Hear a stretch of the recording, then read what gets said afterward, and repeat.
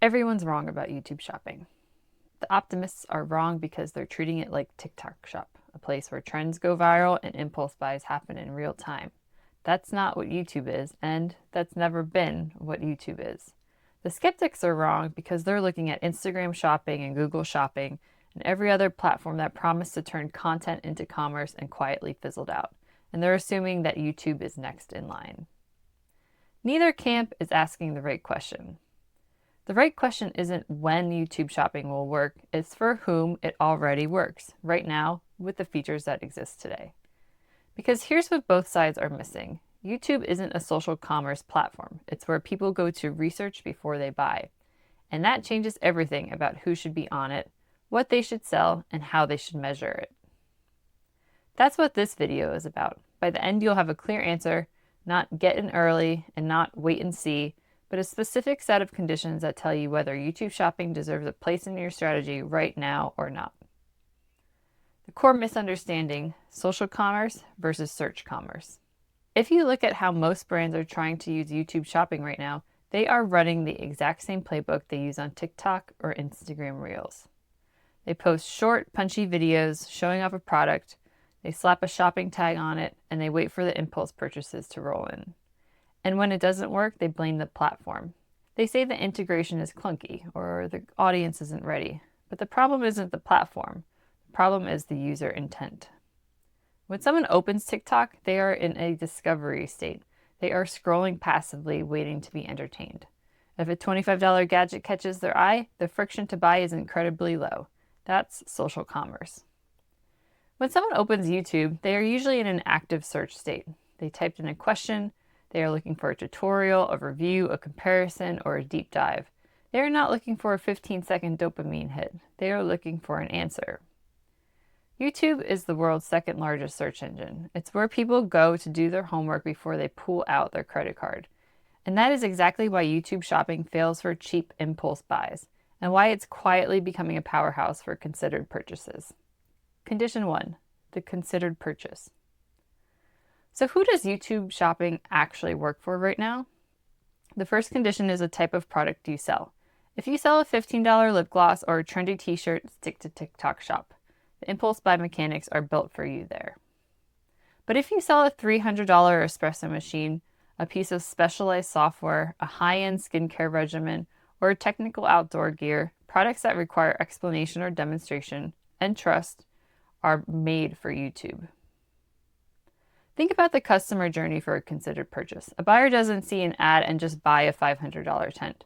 They watch 3 reviews, they watch a setup tutorial, they watch a comparison video between your tent and your biggest competitor. Historically, that journey happened on YouTube, but the final conversion happened on your website, often days later, making attribution a nightmare, like always. What YouTube shopping does is close that gap. It allows you to put the buy button directly inside the research phase. When the viewer is 12 minutes deep into a review and they are finally convinced the product is right for them, it's right there under the video for them to buy. It doesn't create impulse, it captures high intent research. Condition 2, the trust asset. The second condition for success on YouTube shopping is your content library. You cannot just turn on shopping integration, upload a few repurposed TV commercials, and expect sales. YouTube shopping works when it is attached to a trust asset, which is a long-form piece of content that genuinely educates the viewer. It's the founder explaining the engineering behind the product. It's a 20-minute masterclass on how to solve the problem your product addresses. And if you don't have the internal bandwidth to create these kinds of trust assets, YouTube shopping is not ready for you. However, there's a backdoor here: creator partnerships. If you can't build the trust yourself, you can rent it. The smartest brands on YouTube right now aren't just tagging their own videos, they're using the YouTube affiliate program to let trusted creators tag the brand products in their videos. If a tech reviewer with 500,000 subscribers does a deep dive on your product, you want the shopping tag on that video. That is where the research is happening. By the way, if you're an operator who has been burned by platform hype before and this framing actually makes sense, hit the like button. It helps me know that this operator first angle is what you want to see more of on this channel.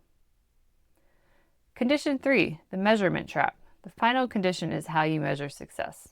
If you judge YouTube shopping by the same direct response metrics you use for meta ads, you will turn it off in a week. YouTube is a long tail game. A video you post today might get 500 views this week, but it could slowly accumulate 50,000 views over the next 2 years because it ranks well in search. That means the shopping tags on that video act like a digital salesperson who works 24/7, answering specific customer questions and offering a direct path to purchase for years. You have to measure YouTube shopping as an evergreen conversion asset, not a quick hit campaign. So, is YouTube shopping the next TikTok shop?